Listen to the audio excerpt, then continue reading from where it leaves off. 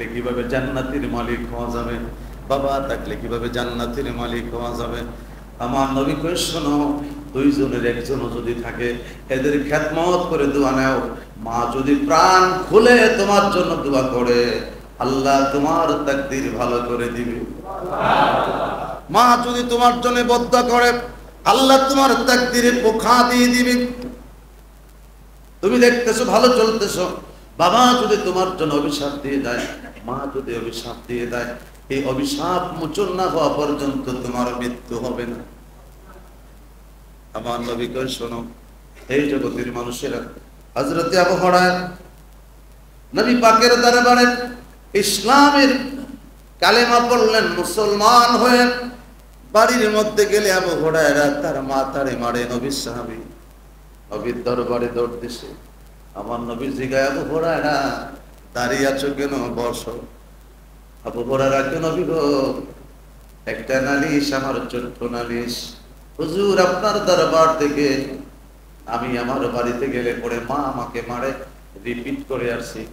আমার নবী ডাক দিয়া কয়, আরে আবু হুরায়রা শোনো, সব ব্যাপারে আমার কাছে সব ব্যাপারে নালিশ গ্রহণ হবে, মায়ের ব্যাপারে হবে না, বাবার ব্যাপারে হবে না। কিন্তু নবী গো যদি আপনি দোয়া করেন, আমার বিশ্বাস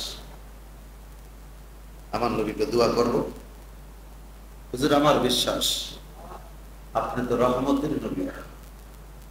আমার নবী হাত তুলে দিছে, সুবহানাল্লাহ বলেন। আবু হুরায়রা নবীও হাত তুলছে, আমিও দৌড়াচ্ছি। তার কারণটা ছিল, কম্পেয়ারটা ছিল, দেখবো আমি আগে বাড়ি গেলাম না নবীর দোয়া আগে চলে গেল। আমি কথাটা কেন বলছি লাস্টে বলবো, একটু মনোযোগ। হযরত আবু হুরায়রা বাড়ির আঙ্গিনায় গেলেন, দরজাটা তখনও বন্ধ ছিল। মা বলে যখন ডাক দিলেন, ভিতর থেকে ডাকতে, বাবা একটু দাঁড়া। সুবহানাল্লাহ। দরজা খুলে দেখে মায়ের চুল বেয়ে বেয়ে পানিগুলি পড়তেছে। আবু হুরায়রা কমা, চুলের মধ্যে পানি কেন? মায়ের লম্বা চুল বেয়ে বেয়ে পানি পড়ে। মা চুলের মধ্যে পানি বেয়ে বেয়ে পড়ে, কারণটা কি জানতে পারি? বলে, আবু হুরায়রা রে, তোমাকে মারার পরে অনুশোচনা করলাম, একটু আগে কেন জানি আমার মনের মধ্যে একটা পরিবর্তন এসে গেল। দোয়া করছে কে? ও মুসলমান, আজকে দোয়া রেখে তুমি দৌড় দিচ্ছ। তুমি আবার দাবি করো নবীর উম্মত, তুমি আবার নবীর শাফাত চাও। এতগুলি হাদিসের পরেও তুমি তোমার দল, তোমার মত, তোমার পথের জন্য পেরেশান হয়ে গেল। তুমি কি নবীর চাইতে তোমার মাকে তুমি বেশি আপন মনে করছো? নবীর চাইতে বাবাকে আপন মনে করছো? নবীর চাইতে সম্পদকে আপন মনে করছো? নবীর চাইতে তোমার উস্তাদকে, তোমার শিক্ষককে বড় মনে করছো? আচ্ছা বলেন তো, এগুলি বড় না নবী বড়? ইজ্জত এদের বেশি না নবীর বেশি? আমার মুসল্লি ভাইরা, লা ইউমিনু আহাদুকুম হাত্তা আকুনা আহাব্বা ইলাইহি মিন ওয়ালিদিহি ওয়া ওয়ালাদিহি ওয়ান নাসি আজমাইন। ঈমানদার ততক্ষণ হওয়া যাবে না যতক্ষণ নবীর ব্যাপারে তোমার ঈমান 100 হবে না। তুমি ঈমানদার হয়ে যাবে। ও মুসল্লি ভাইরা, আজকে দেখা যায় নবীর সামনে যারা চিনি গেলে, আমরা এক শ্রেণীর মানুষ তাদেরকে বেশি ভালোবাসতে চাই। আমি বলবো আমার মুসল্লি ভাইরা, আমি খতিবকে বেশি ভালোবেসে লাভ নাই, আমাকে ভালোবাসবেন একমাত্র নবীর জন্যে। যদি আমার মধ্যে দেখেন নবীর আদর্শ আছে, আমাকে মালা পড়ায় ভালোবাসবেন। আর যদি দেখেন নবীর বিরুদ্ধে আমার কাছে কথাগুলি আছে, আমাকে ডিলিট করে দিবেন, ভালোবাসার দরকার নাই। কারণ আমার নবীর জন্য আমরা পৃথিবীতে চলে যাব, নবীর জন্য কবরে যাব, নবীর জন্য হাসরে উঠব, নবীর জন্য মিজানে যাব, নবীর জন্য। হযরত আলী কয়, নবী গো, আপনাকে যদি না পাই জীবনের মূল্য নাই। চক্ষু আন্ধা করে আল্লাহ আমাকে পাঠিয়ে দিয়েছিল, আপনি যখন আমাকে ডাক দিলেন সাথে সাথে আমার চক্ষু খুলে যায়। সব নবীর জন্য। রোজা কে দিল? আল্লাহ দিয়েছে। কাকে দিয়েছে? আমার নবীকে। কথা বলে না, কাকে দিয়েছে? নবীকে। নামাজ আল্লাহ দিয়েছে কাকে? সুবহানাল্লাহ বলেন না। এই মসজিদ আল্লাহর ঘর, কিন্তু মসজিদ হয়েছে নবীর কদমে। সুবহানাল্লাহ বলেন না। বাইতুল্লাহ আল্লাহর ঘর, লাল্লাযী বিমাক্কা মুবারাকা, সম্মানিত ঘর, কিন্তু নবীর জন্য। কথা বলেন। এর আগে ছিল বাক্কা, এর আগে ছিল একটা ইট পাথরের ঘর, আল্লাহর ঘোষিত কাবা, কিন্তু নবী যখন তার মধ্যে হাত রাখলেন এটা হয়ে গেছে কিবলা। তাহলে কার জন্য? আল্লাহ কই মাধ্যম দিয়েছি নবী। আজান দিবি, আজান আমার কাছে পৌঁছবে, মাঝখানে নবী আছে। কথা বলেন না কেন? আকামত দিবি, আকামতের মধ্যেও নবী আছে। আছে না? দাঁড়িয়েছো নামাজের মধ্যে, নামাজের মধ্যেও নবী আছে। যতক্ষণ নবীর সালাম হবে না তোর নামাজ কমপ্লিট হবে না। সুবহানাল্লাহ বলেন। কিন্তু হাজী সাহেব বলেন কি?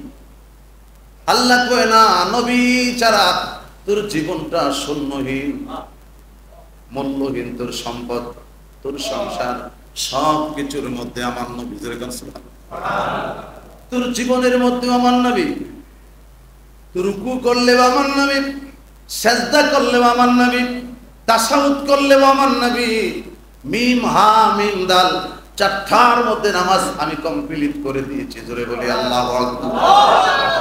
আপনারা যখন রুকুর মধ্যে বসে যান তখনও আমার নবী, সেজদাতে চলে যান তখনও আমার নবী, সেজদা থেকে শ্বাস বৈঠকে বসবেন তখনও আমার নবী। আল্লাহ কই তুকে নবীর একেবারে কমপ্লিট একটা লেভেল দিয়া, হে জগতের মানুষ তোদেরকে পাঠাইলাম।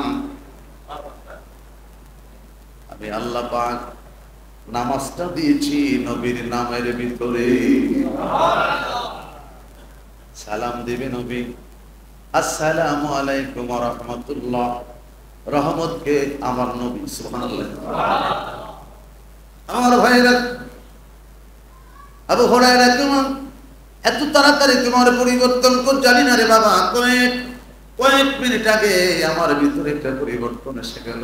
আবু হুরায়রা কই, ইয়া রাসূলুল্লাহ, আমি আসার আগে বুঝি আপনার দোয়াটা আমার বাড়িতে আগে পৌঁছে গেল। রুহানিয়াতের মধ্যে কম্পেয়ার হয়। এক কবরের মধ্যে বাবা ঘুমিয়ে আছে, দাদা ঘুমিয়ে আছে, আওলাদ ঘুমিয়ে আছে, চাচতো ভাই, জ্যাঠাতো ভাই, মামাতো ভাই, খালাতো ভাই, গ্রামবাসী মহল্লাবাসী একই কবরস্থানে আছে না নাই? এক কবর থেকে হাসতেছে, আরেক কবরের কান্নার আওয়াজ। ইমাম বুখারী লিখতেছে, আমার নবীকে জিজ্ঞেস করে করে, সুবহানাল্লাহ, ইয়া রাসূলুল্লাহ, আমার নবীকে জিজ্ঞেস করে বুখারী হাদিস লিখলেন।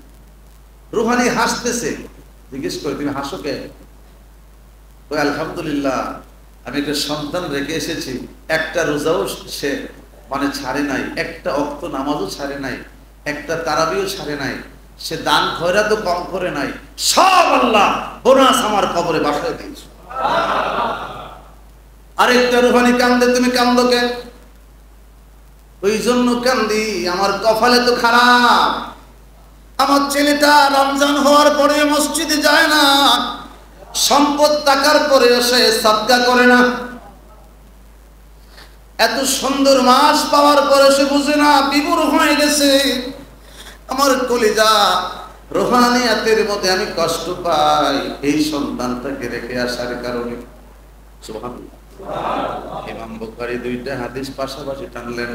এই জগতের মানুষেরা, আপনারা যারা জমায় আসছেন, যখন নামাজের পরে বলবেন রব্বির হামহুমা কামা রব্বায়ানি, বলেন রব্বির হামহুমা কামা রব্বায়ানি, মায়ের কান্দে না কবরে, আল্লাহ বাপ যেন কান্দে না কবরে। আল্লাহকে তাহলে পর রব্বির হামহুমা কামা রব্বায়ানি তাহলে জুমার নামাজের পড়েন, তাহলে ফজরের নামাজের পড়েন, তাহলে সালাতুল কদরের নামাজের পড়ে রাত্রির কোনো একটা অংশে অথবা দিনের কোনো একটা পহরে মায়ের কবরের পাশে যাও, বাবার কবরের পাশে যাও, জিয়ারত করো, হাত তুলো, আল্লাহর কাছে কান্দো। কিন্তু আমরা আজকে জিয়ারতটাকে বেদাত বলে দিলাম, সাক্ষাৎটাকে বেদাত বলে দিলাম, মোনাজাতটাকে বেদাত বলে দিলাম। মোনাজাত করলেও চলে, না করলেও চলে, ঠিক কিনা? কথা বলেন ঠিক কিনা? ও মুসলমান, তাহলে মোনাজাতের দাম আছে, মোনাজাত করা দরকার আছে।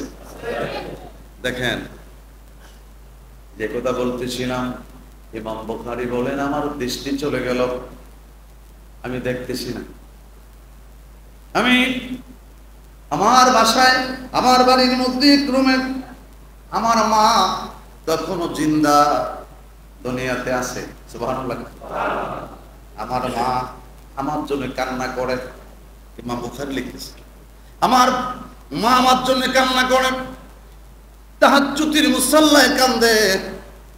আমার মা স্বপ্নের ভিতরে দেখে নবী ইব্রাহিম আলাইহিস সালাম, সুবহানাল্লাহ, মিল্লাতা আবিকুম ইব্রাহিম ওয়া সাম্মাকুমুল মুসলিমিন।